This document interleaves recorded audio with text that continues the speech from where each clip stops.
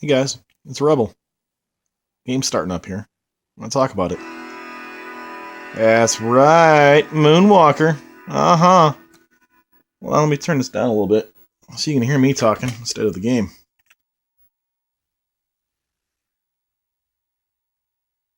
All right. Michael Jackson's Moonwalker. A lot of people gave him shit because he's pedophile, he's a weird dude, this and that. Yeah, woo. Um, but really, the dude was intelligent, like really well read, very smart. IQ something like a 164, something ridiculous. Yeah, he's a smart guy. So anyway, Moonwalker. There's a lot of myths and fables and old wives' tales and urban legends about this game. And the crazy thing is, nobody really knows the truth. Let me turn the light on so you can see. So that's the game in the system. It's kind of a junker cartridge, just it's got tears and stuff like that in the sticker, but it's decent enough and it plays beautifully. Um, and I got one in the box here. And there's two or three versions of the box. Story goes that this came out right around the time they were changing how the packaging was done. And there's a couple different versions of the packaging. The back had different verbiage on it, and had different stuff down here, different copyright stickers. They moved the player 1-2 thing down to the bottom. Just weird stuff. And this design for the package with the check marks was the first gen of games, like the first 2 years or whatever it was. I think this is copyrighted 90, and they started at 88, 89 was the first games that came out. They had later versions that had different manuals and stuff. The manuals looked slightly different. The print was resized a little different. And Michael Jackson Moonwalker was one way it was titled, and there's an apostrophe S with a little s, words like that on the box. Just weird stuff. I mean, there's a whole website where a guy kind of outlines all the differences and what years and what months they were released in and this and that. But this one happens to be one of those fringe ones which were early into production. Had, again, different wording in the manual or different lettering in the manual, and the box has the different back on it that is not like the newer games where it has the section on the very bottom where it outlines how many players and all that kind of junk. It like I showed here, it's on the top. As this is one of the early boxes. And with that came this. I'll give you some comparison here. Yeah. Yeah, it's upside down. Um, Early into production, they had some production issues in the assembly line where the stickers were put on upside down. This one was not put on that way. You can see it's spaced pretty much perfectly. Like a machine did it. The corner's peeled up. That happens just because it happens, not because it was stuck on, not because I did it. It was like this.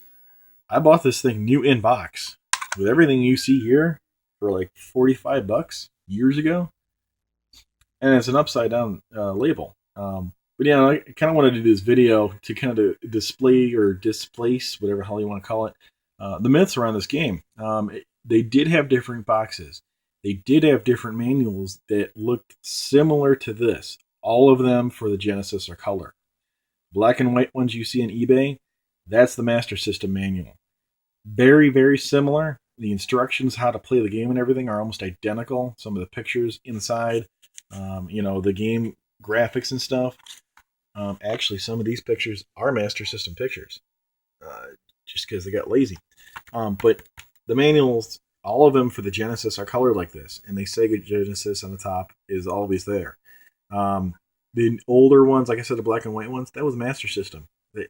Some of these guys did come with a black and white manual, but they did have the Sega Genesis at the top. Again, there's a website that outlines all this crap.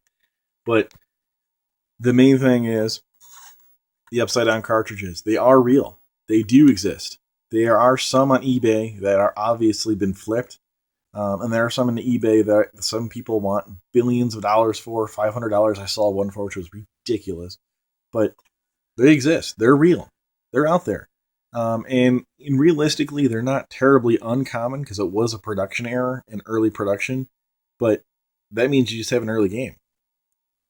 And it's kind of cool. like I said, I got a collection here, a bunch of different games and systems here, and because it's kind of collector, I have the other one. I play that because it's kind of, like I said, a junker cartridge. Does not look as good. I like kind of fun stuff, but they exist. There are differences with the manuals and the boxes and stuff. Don't get concerned with that. It's not like that one's worth more than the other. Obviously, the upside down cartridge is worth more because they're not as common. But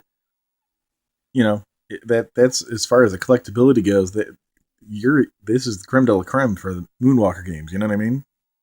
But as far as the game goes, you can see he's jumping around in cars and shit, and killing these bad guys, and he's throwing his hat and stuff.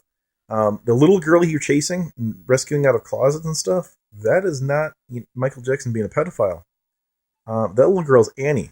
The song "Are You Okay, Annie?" He's asking, "Are you okay, Annie?"